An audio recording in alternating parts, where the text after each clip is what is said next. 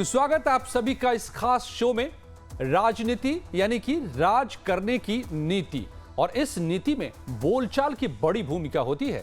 बोल बिगड़े तो फिर कामयाबी की जगह दुर्गति भी हो सकती है।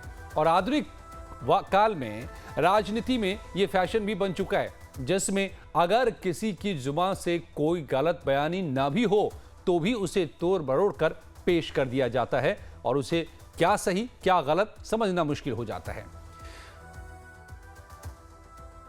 तो सुनिए, और इसके बाद भाषण देने वाला फिर चाहे कितनी भी सफाई पेश करता रहे, लेकिन तोड़ मरोड़ कर पेश किया गया बयान लोकप्रिय हो जाता है। ये कई बार आप देखते होंगे, मगर याद रखना चाहिए कि वो सत्य नहीं, असल में वो अर्ध सत्य होता है, जिसमें किसी वाक्य के एक छोटे से अंश को निकालकर तिल का ताड़ भी बना दिया जाता है। सियासी फायदे के लिए की जाने वाली इस कोशिश का शिकार हर पार्टी के नेता हुए हैं। आज अमित शाह भी हुए हैं। देश के गृह मंत्री अमित शाह राजनीति में अर्ध सत्य वाले ट्रेंड में बुरी तरह फंस गए, इस कदर कि उन्हें अरसे बाद प्रेस कॉन्फ्रेंस करते देखा गया और वहीं तोड़ मरोड़ने वाला बयान देना पड़ा। तो मैं आज जब आप सबके सामने उपस्थित हुआ हूं, तब राज्यसभा में मेरे बयान को तोड़ मरोड़ कर पेश किया गया। मेरा मीडिया के सभी मित्रों से आग्रह है, कांग्रेस ने सार्वजनिक जीवन में जो पद्धति की है कि बयानों को तोड़ मरोड़ कर पेश करना, हो हल्ला मचाना और भ्रांति खड़ी करना। पहले उन्होंने नरेंद्र मोदी जी के भी एडिटेड बयानों को सार्वजनिक किया। चुनाव जब चल रहा था, मेरे बयान को एआई का उपयोग कर एडिट किया गया और पूरे देश में इसको प्रसारित करने का घृणित काम किया गया। और आज अंबेडकर जी के लिए मेरी बात को तोड़ मरोड़ कर वो पेश कर रहे हैं। मैं स्पष्टता के साथ कहना चाहता हूं, मीडिया को विनती भी करना चाहता हूं कि मेरा पूरा बयान जनता के सामने रखिए। मैं वो पार्टी से आता हूं जो पार्टी कभी अंबेडकर जी का अपमान नहीं कर सकती। तो अमित शाह ने भी कहा कि सत्य को असत्य का चोला पहनाकर कांग्रेस इस पर राजनीति कर रही है।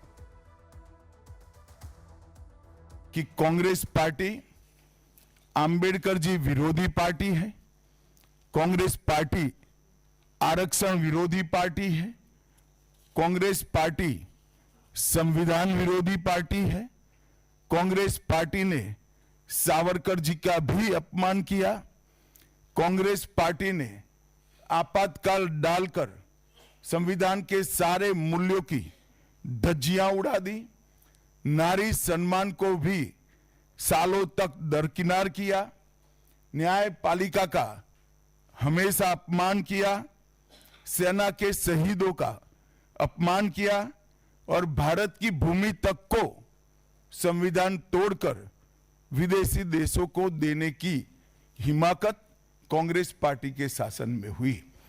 जब ये पूरा सत्य उजागर हो गया, तब कल से कांग्रेस पार्टी ने फिर एक बार अपनी पुरानी पद्धति को आजमाते हुए बातों को तोड़ मरोड़ कर और सत्य को असत्य के कपड़े पहनाकर समाज में भ्रांति फैलाने का एक कुत्सित प्रयास किया है।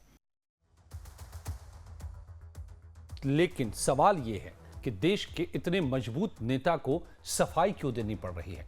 क्योंकि अंबेडकर देश के बहुजनों के लोकप्रिय नेता रहे हैं और भगवान की तरफ पूजे जाते हैं। लेकिन शाह की सफाई के बावजूद अंबेडकर को लेकर देश की राजनीति गरमाई हुई है। अंबेडकर के नाम पर जो सियासी संग्राम मचा है, उसमें कांग्रेस लीड करती दिख रही है, जिसकी बुनियाद भी एक प्रकार से अर्धसत्य ही है। क्योंकि अमित शाह के जिस बयान पर इतना बवाल मचा है, वो एक दिन पहले संसद में उनके दिए पूरे भाषण का एक छोटा सा हिस्सा है, जिसे कांग्रेस ने तूल दे दिया है और सड़क से संसद तक अमित शाह समेत पूरी बीजेपी पीछे पड़ गए। अर्धसत्य के आधार पर मचाए जा रहे इस बवाल में कांग्रेस को सहयोगियों का भी पूरा साथ मिल रहा है, बल्कि दलितों की राजनीति करने वाली बीजेपी की सहयोगी पार्टियां भी खामोश हैं। जीतनराम मांझी, चिराग पासवान की पार्टी की ओर से भी अमित शाह के बचाव में कोई बयान सामने नहीं आया है और बीजेपी को ये लड़ाई अपने बूते लड़नी पड़ रही है। देखिए साहब, हम कोई नया मुद्दा,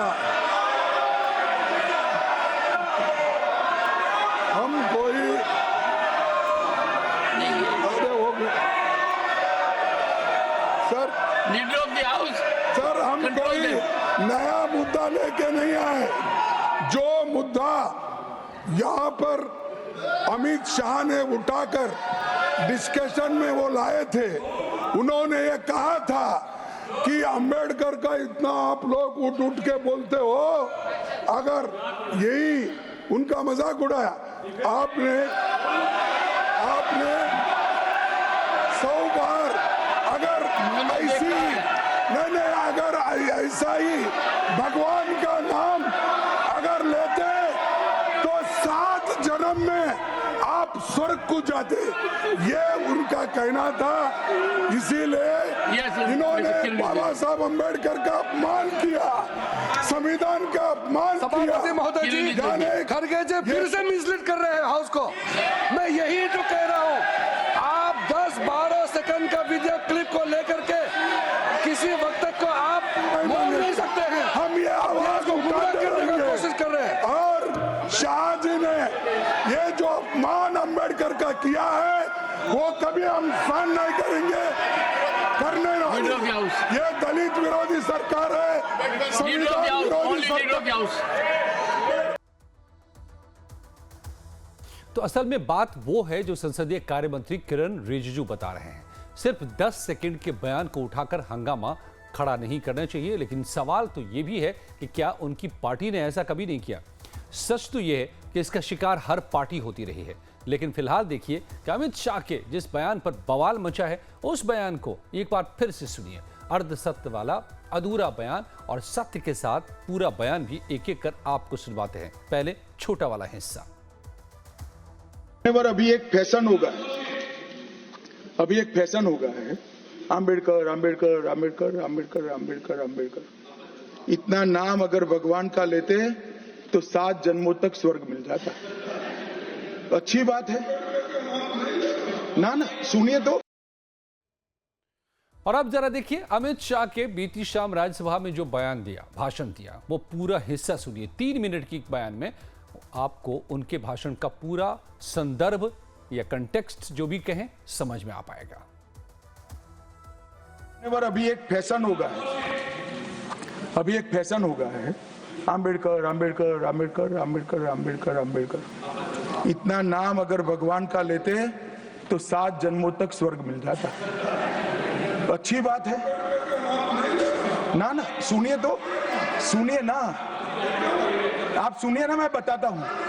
हमें तो आनंद है कि अंबेडकर का नाम लेते हैं। अंबेडकर का नाम अभी 100 बार ज्यादा लो, परंतु साच अर्थ में अंबेडकर जी के प्रति आपका भाव क्या है, ये मैं बताता हूं। मान्यवर, अंबेडकर जी को देश की पहली कैबिनेट से इस्तीफा क्यों दे दिया? अंबेडकर जी ने कई बार कहा कि अनुसूचित जातियों और जनजातियों से हुए व्यवहार से मैं असंतुष्ट हूं। सरकार की विदेश नीति से मैं असहमत हूं और आर्टिकल 370 से मैं असहमत हूं। इसलिए वो छोड़ना चाहते थे। उनको आश्वासन दिया गया, आश्वासन पूरा नहीं हुआ। उन्होंने इग्नोरेंस के चलते इस्तीफा दे दिया। और एक श्री BC रॉय ने पत्र लिखा कि अंबेडकर और राजा जी जैसे 2 महानुभाव मंत्रिमंडल छोड़ेंगे तो क्या होगा। तो नेहरू जी ने उनको जवाब में लिखा है, राजा जी के जाने से तो थोड़ा बहुत नुकसान होगा, अंबेडकर के जाने से मंत्रिमंडल कमजोर नहीं होता है। मान्यवर, ये विचार जो खड़गे जी कह रहे हैं ना, क्या आपत्ति है? जिसका विरोध करते हो उसका वोट के लिए नाम देना कितना उचित है? क्योंकि अब अंबेडकर जी को मानने वाले पर्याप्त संख्या में आ गए हैं, इसलिए आप अंबेडकर अंबेडकर कर रहे हो। मान्यवर, मुंबई के मेयर ने एक पत्र लिखा था कि मऊ में अंबेडकर जी का स्मारक बनाना चाहिए। मऊ में जो अंबेडकर जी का जन्म स्थान था, सुझाव लिखा। उन्होंने कहा आमतौर पर स्मारक निजी पहल से बनाने चाहिए। यदि सरकार किसी प्रकार की सहायता करती है तो वो उचित नहीं होगा। उनके कितने स्मारक बने साहब? कोई स्मारक अंबेडकर जी का नहीं बना, देश भर में नहीं बना। अंबेडकर जी के स्मारक कब बने? जब भारतीय जनता पार्टी सत्ता में आई, तब मऊ में डॉक्टर अंबेडकर के जन्म स्थान पर स्थानक बना। लंदन में अध्ययन करते थे, वहां स्मारक बना। नागपुर में शिक्षा दीक्षावलित वहां बना। दिल्ली में महापरिनिर्वाण स्थल पर बना, और मुंबई में चैत्य भूमि में भी बन रहा है। हमने 5 तीर्थ बनाए महामानव। तो अब आप समझ गए होंगे कि असल में अमित शाह अंबेडकर का अपमान करने के लिए कांग्रेस पर ही आरोप लगा रहे थे, लेकिन कांग्रेस को नसीहत देने के चक्कर में एक वाक्य उन्होंने कहा और उसे विपक्ष ने लपक लिया, या कहें कि उसको अलग करके उसे उछाल दिया। संसद में जोरदार हंगामा हुआ। सुबह 11 बजे थोड़ी देर के लिए संसद चल पाई, दोपहर 2 बजे तक के लिए स्थगित हो गई और फिर कल तक के लिए स्थगित करनी पड़ी। इस हंगामे की एक झलक भी देख लीजिए। तो देख रहे हैं हम इन 4 तस्वीरों में कि किस तरह से अंबेडकर के अपमान का मुद्दा बनाकर चारों तरफ सियासी बवाल मचा, चाहे वो दिल्ली हो, कोलकाता हो, पटना हो, हर जगह पर आपको एक जैसी तस्वीरें तमाम कांग्रेस जन और कांग्रेस के सहयोगी दल, इंडिया ब्लॉक के, जिसमें आरजेडी भी शामिल है, पटना में दिखाई दे रही है। तमाम दल उतरे सड़क पर और जमकर बवाल हुआ इस बात को लेकर, इस आरोप के साथ कि गृह मंत्री अमित शाह ने अपमान किया है अंबेडकर का। तो संसद के भीतर का माहौल तो गर्म दिखाई, संसद के बाहर सड़क पर अलग अलग शहरों में भी संग्राम मचा। दिल्ली में कांग्रेस ने अपने हेडक्वार्टर के बाहर जोरदार प्रदर्शन किया। कांग्रेस ने इस मुद्दे को बहुत बड़ा बनाया। शाह के बयान को अंबेडकर के अपमान से जोड़कर कांग्रेस ने कई शहरों में प्रदर्शन किया और गृह मंत्री अमित शाह का पुतला भी जलाया। दिल्ली के अलावा कोलकाता की भी तस्वीर आप देख रहे हैं। कांग्रेस के अलावा इस मुद्दे पर इंडिया ब्लॉक की दूसरी पार्टियों में भी उबाल है। दिल्ली में आम आदमी पार्टी भी सड़क पर उतरी। केजरीवाल, मनीष सिसोदिया, आतिशी सब पुलिस से गुत्थम गुत्था होते दिखे। तो अंबेडकर के सम्मान में पटना में आरजेडी ने भी प्रदर्शन किया और सबके का गुस्सा अमित शाह के खिलाफ ही था। तो केजरीवाल से लेकर आरजेडी तक के नेता अमित शाह के खिलाफ बोल रहे हैं और यहां तक कि माफी की भी मांग की जा रही है। इस धरती को स्वर्ग बनाएंगे, समतामूलक समाज की स्थापना हो, ये अंबेडकर साहब की सोच थी। लेकिन उस सोच से मीलों दूर है। तो वो जो संघ का विधान अंदर है ना, वो जुबान पे आ गया। दिल की बात जुबान पे आई। माफी तो मांगनी पड़ेगी पूरे देश से, सदन से। अंबेडकर भगवान से कम नहीं है। मरने के बाद तो पता नहीं स्वर्ग मिलता है कि नहीं मिलता, लेकिन आज इस पृथ्वी के ऊपर ऐसे करोड़ों करोड़ों वंचित आज जिंदा है, क्योंकि बाबा साहब अम्बेडकर ने उस संविधान में उन्हें जीने का और रहने का अधिकार दिया। जिस तरह से तो ये जो अर्धसत्य की राजनीति है, इसके क्या मायने हैं और क्या होने वाला है अब इस मामले पर आगे? क्या फिर संसद में गतिरोध बना रहेगा? आलोक कुमार, वरिष्ठ पत्रकार, मेरे साथ जुड़े हुए हैं, करेंगे बात कुछ ही पलों में। बने रहिए हमारे साथ। जी हाँ, तो राजनीति का अर्धसत्य क्या है, बात करने के लिए मेरे साथ जुड़ गए हैं आलोक कुमार, वरिष्ठ पत्रकार। आलोक जी, बहुत बहुत स्वागत है आपका लाइव टाइम्स पर। क्या कहेंगे कि ये आज जब हम पूरा अमित शाह जी का संबोधन जो सुनते हैं, जो बात वो संसद में कह रहे हैं और जो बात कह रही है कांग्रेस कि अपमान हुआ है और घोर अपमान हुआ है, पूरा इंडिया ब्लॉक सड़क पर आ गया, इन दोनों बातों में क्या सत्य दिखाई दे रहा है आपको? देखिए, ये दौर रील का दौर है और रील में अमित शाह घिर गया है। अमित शाह का जो अंदाज रहा है ना गृह मंत्री का, देश के गृह मंत्री का लॉकर उसकी छवि बनाने का जो अंदाज है, वो एक एरोगेंसी, चूंकि भारतीय जनता पार्टी ने वाकई बहुत काम किया है अंबेडकर पर, और पिछले 10 साल में लगातार खास तौर पे प्रधानमंत्री अपने तरीके से अंबेडकर से जुड़े हुए जितनी भी चीजें हैं उसको प्रतिष्ठापित करने में लगे रहे हैं। लंदन का मामला हो, एक कंट्रोवर्शियल मामला था, लेकिन भारतीय जनता पार्टी उसका माइलेज नहीं ले पाई थी। चुपचाप वो सारे काम हो रहे थे और उसके नतीजे आ रहे थे, ऐसा नहीं नतीजे नहीं आ रहे थे। अभी जो मौजूदा चुनाव है, हाल में हुआ हरियाणा में देखने को मिला, महाराष्ट्र में देखने को मिला, अंडर करंट के तौर पर दलितों तक बात पहुंच रही थी और अम्बेडकर कम से कम ये इस बात को लेकर शांत हो रहे थे कि चलो अम्बेडकर के नाम की चीजें हो रही हैं। आप बसपा का देखें कि भारतीय जनता पार्टी के करीब आना, बाकी बहुत सारी चीजें अंडर करंट के तौर पर हो रही थी और पारा डोमिन शिफ्ट था अंबेडकर का भारतीय जनता पार्टी की ओर, अम्बेडकराइट वोट्स का। और ये जो एक रील है, ये संजीवनी का काम करता हुआ दिख रहा है अभी, अगर इसको ठीक से काउंटर नहीं किया गया तो। और इस रील की गंभीरता का अंदाजा सिर्फ इस बात से आप लगा सकते हैं बिल्कुल कि ये जैसे ही वायरल हुआ, प्रधानमंत्री ने खुद मोर्चा संभाला और एक साथ 5 ट्वीट किए बारी बारी से। उनको इस बात का इल्हाम हो गया कि कोई बड़ी बात हो गई है, कुछ गड़बड़ी हो गई है। विपक्ष जो पूरी तरह से बिखरता हुआ नजर आ रहा था, जी, ईडी गठबंधन जो पूरी तरह बिखरता हुआ नजर आ रहा था, उसको जोड़ने का एक फैब्रिक कॉल मिल गया हाल के दिनों में। और इसी वजह से जो आप कह रहे हैं अंबेडकर आलोक जी फैब्रिक कॉल है कि दिन भर हलचल मची रही, पीएम ने मोर्चा संभाला, गृह मंत्री ने पार्टी अध्यक्ष नड्डा के साथ मीटिंग की, कई आला नेता जुड़े और आखिरकार शाम होते होते प्रेस कॉन्फ्रेंस भी। मैं लौटता हूं आपके पास, मगर अमित शाह जब प्रेस कॉन्फ्रेंस करने आए तो उन्होंने माफी नहीं मांगी, उल्टा कांग्रेस पर अटैक किया और खड़गे जी को भी निशाने पर लिया। शाह से थोड़ी देर पहले ही मल्लिकार्जुन खड़गे ने भी प्रेस कॉन्फ्रेंस किया था और शाह समेत पीएम मोदी पर भी हमला बोला था। सर, हम कोई नया मुद्दा लेके नहीं आए।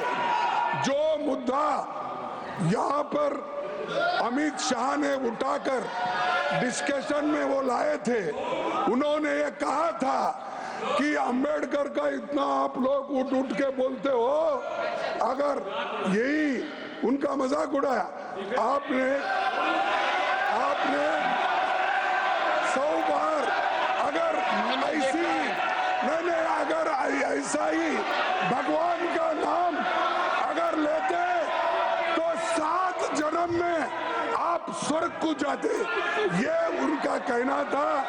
इसीलिए इन्होंने बाबा साहब अंबेडकर का अपमान किया, संविधान का अपमान किया। मैं कांग्रेस के अध्यक्ष खड़गे जी को भी कहना चाहता हूं, खड़गे साहब, आपका तो कम से कम दायित्व तो बनता है, क्योंकि आप उस वर्ग से आते हो जो वर्ग के लिए बाबा साहब आम्बेडकर जी ने पूरा जीवन समर्पित किया। आपने कम से कम कांग्रेस के एक कुत्सित प्रयास में सपोर्ट नहीं करना चाहिए था। मुझे बड़ा दुख है कि आप भी राहुल गांधी जी के दबाव में इसके अंदर शामिल हुए हो। तो मल्लिकार्जुन खड़गे ने अपने प्रेस कॉन्फ्रेंस में पीएम मोदी को भी निशाने पर लिया, क्योंकि मोदी ने अमित शाह के बयान का बचाव करते हुए दनादन एक के बाद एक कई ट्वीट किए थे। ये भी सुनिए। उनके होम मिनिस्टर बात करते हैं तो मोदी साहब उनको डिफेंड करने के लिए अब 6 ट्वीट उन्होंने किया, 6-7 मुझे मालूम, 6 ट्वीट्स उन्होंने किया। क्या जरूरत थी? अगर आप बाबा साहब के बारे में अगर कोई गलत बोलता है, उसको अपने कैबिनेट से निकाल देना चाहिए था। और इसके बाद मल्लिकार्जुन खड़गे ने पीएम मोदी को एक तरीके से अल्टीमेटम तक दे दिया। 12 बजे रात तक अमित शाह को उनके पद से बर्खास्त किया जाए, ये कहा। जब शाह प्रेस कॉन्फ्रेंस करने आए तो वो बिल्कुल बैकफुट पर नहीं दिखे। थोड़ा सा भी बाबा साहब अंबेडकर के बारे में श्रद्धा है तो रात के 12 बजे के अंदर वो निकाल देना चाहिए, उनको ड्रॉप कर देना चाहिए। हाँ, बर्खास्त कर देना चाहिए।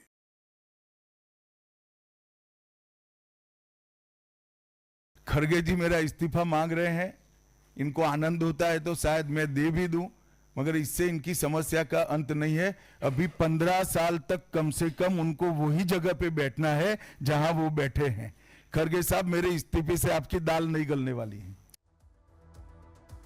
तो राजनीति में यह पहला मौका नहीं है जब एक सत्य को अर्धसत्य में बदल करके एक तरह की नैरेटिव को सेट किया जाता है। आलोक कुमार वरिष्ठ पत्रकार मेरे साथ जुड़े हुए हैं। आलोक जी, लेकिन जो आप ये कह रहे हैं कि एक रील बना लिया गया, एक छोटे से हिस्से को उस रील में फंस गए हैं अमित शाह, मगर जो बड़ा हिस्सा है, जैसे पहले टेप को डॉक्टर्ड तो नहीं है, इसकी फॉरेंसिक जांच होती थी, आज भी होती है जरूरत पड़ने पर। अगर जनता जांच करे इस पूरे बयान की, तो फिर जो कांग्रेस कह रही है वो तो पूरी तरह अर्धसत्य नहीं बल्कि असत्य है, यह भी तो पता चलेगा। देखिए, परसेप्शन का खेल है पॉलिटिक्स। सियासत के केंद्र में अंबेडकर आ गए हैं और इस व्यवहार से आ गए हैं जो व्यवहार नहीं होना चाहिए था, जिस रील की बात मैं कर रहा हूं। और ये रील कैसे लपेटेगा चीजों को, मैं कहा कि कांग्रेस के लिए ये संजीवनी बूटी है। कोई जैसे लगता है ले आया है उनके लिए और कहीं से लाके गिरा दिया है। और इस संजीवनी बूटी में आम आदमी पार्टी उतर आई है क्योंकि दिल्ली का चुनाव है। इस संजीवनी बूटी को छानने में पटना में आरजेडी उतर आई है कि उसको भी कुछ हिस्सा चाहिए। अंबेडकर वास्तव में पूरे पाराडोमिन राजनीति के केंद्र में है, लगातार हैं। आप जब से देखेंगे 1990 से हैं, जब से भारतीय राजनीति में भारतीय जनता पार्टी का अभ्युदय हुआ है, तब से अंबेडकर अपने तरीके से महत्वपूर्ण हो गए हैं। 1990 के राष्ट्रीय मोर्चा की सरकार जिसमें अटल और आडवाणी साथ थे, उन्होंने उस सरकार से अंबेडकर को भारत रत्न मिलवाया और अंबेडकर को लेकर के, बाबा साहब अंबेडकर को लेकर के जितनी भी उपेक्षाएं होती रही थी, उन सबको केंद्र में लाया गया। काशीराम बड़े नेता हुए अंबेडकर को लेकर के, और कांग्रेस से लगभग सारा दलित वोट उन्होंने छीन लिया बसपा खड़ा करके जी। समाजवादी पार्टी और मुलायम सिंह का साथ लेकर के उन्होंने ऐसा किया। बाद में अलग बात है कि जो बातें हुई, एरोगेंसी एक अपर कास्ट में होती है, बिल्कुल कार्ड के जरिए वो एरोगेंसी खत्म हुई। उत्तर प्रदेश के इतिहास में आप देखेंगे। और बसपा अपने पास से जो एक ओबीसी के साथ मिलन था वो कट गया। बिल्कुल आलोक जी, तो ये जो है ये राजनीति में अर्धसत्य पहली बार नहीं हो रहा है। महाभारत में भी अर्धसत्य देखने को मिला था, जब खुद अश्वत्थामा हता नरो वा कुंजरो वा, कृष्ण ने ही कहलवाया था युधिष्ठिर से, वो भी जो कभी असत्य बोलते ही नहीं थे। तो राजनीति में अलग अलग चीजें कब किस तौर पर रखी जाए, मगर आज जो बात हो रही है उसका जब पूरा का पूरा सत्य सामने जनता के आएगा, तो क्या ये बैकफायर तो नहीं करेगा इस वक्त जो इंडिया ब्लॉक एडवांटेज लेने की कोशिश कर रहा है। धन्यवाद आलोक जी आपका मेरे साथ जुड़ने के लिए। और अब हम आप सबको एक एक करके वो भी दिखाते हैं बयान जिन पर खूब संग्राम हुआ, और इस फेक नैरेटिव या अर्धसत्य का सबसे बड़ा उदाहरण एक बयान है, उसे आपको सबसे पहले सुनवाते हैं। आपने बीजेपी नेताओं को कई बार राहुल के खिलाफ इस बयान का मजे के साथ इस्तेमाल करते हुए सुना होगा कि राहुल ने आलू से सोना बनाने का फॉर्मूला बताया है, लेकिन राहुल का असल बयान क्या था उसे भी सुनिए। आदिवासियों को कहा 40,000 करोड़ रुपए दूंगा, 1 रुपया नहीं दिया। कुछ महीने पहले यहां बाढ़ आई, 500 करोड़ रुपए दूंगा, 1 रुपया नहीं दिया। आलू के किसानों को कहा ऐसी मशीन लगाऊंगा, इस साइड से आलू घुसेगा, उस साइड से सोना निकलेगा।